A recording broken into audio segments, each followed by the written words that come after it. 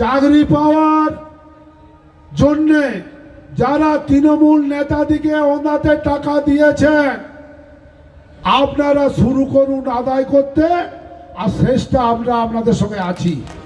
দুর্নীতির জেরে অযোগ্যদের সঙ্গে চাকরি গেছে যোগ্য শিক্ষক অশিক্ষকদেরও। টাকা নিয়ে যারা চাকরি বিক্রি করেছিলেন তাদের জন্য যোগ্যরা এখন রাস্তায়, আর অযোগ্যদের তো চাকরিও গেছে, আবার বেতনও ফেরত দিতে হবে। এই আবহে এবার তৃণমূলকে চাপে ফেলতে ইঙ্গিতপূর্ণ আহ্বান জানালেন বাঁকুড়ার ওন্দার বিজেপি বিধায়ক। ফাস্ট ফুড তো ফাস্ট লাইফের একটা পার্ট, সো প্রবলেম তো হবে, বাট আমার সলিউশন তারা তারা তারা। 5 দশক ধরে গ্যাস অম্বল ও পেটের সমস্যার একমাত্র সমাধান গ্যাস নল। আমরা চাকরি যাদের চলে গেছে, যারা যোগ্য প্রার্থী তাদের সঙ্গে আছি, আর যাদের চলে গেছে টাকার বিনিময়ে যারা ওই কাজে যুক্ত হয়েছিলেন, আপনারা টাকা আদায় করতে নামুন, আপনাদের সঙ্গে আমরাও আছি। আপনাদের সঙ্গে থেকে ঘাড়ে ধরে আমরা তৃণমূল নেতাদের কাছ থেকে টাকা আদায় করাবো। দুর্নীতির জেরে সুপ্রিম কোর্ট প্যানেল বাতিল করে দেওয়ায় চাকরি চলে গেছে গ্রুপ সি গ্রুপ ডি কর্মীদের। শুক্রবার মিছিল করে ইএম বাইপাস লাগোয়া তৃণমূল ভবনের উদ্দেশ্যে রওনা হন তারা। আগেই মিছিল আটকে দেয় পুলিশ।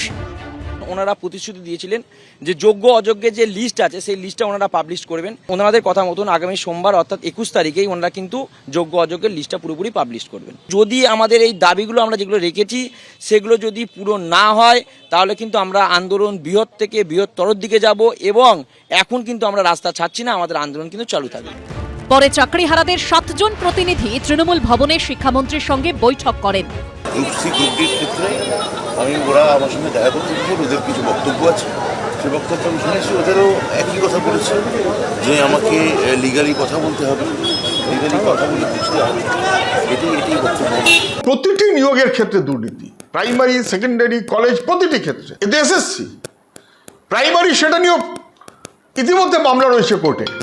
সেক্ষেত্রে সরকার কি বলবে, কি করবে, সরকারের বক্তব্য কি, এটা কেউ জানে না। খুব দুর্ভাগ্যজনক।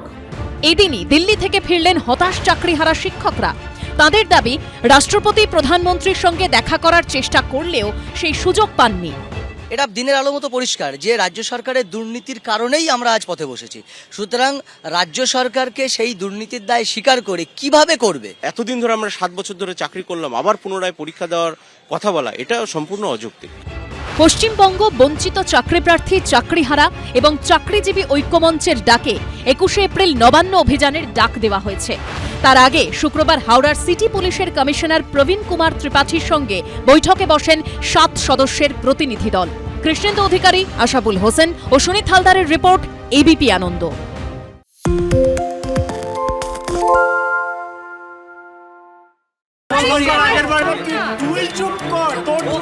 বাংলা ঝামেলা চায় না, বাংলা খবর চায়। বাংলা খবর, বাংলার খবর।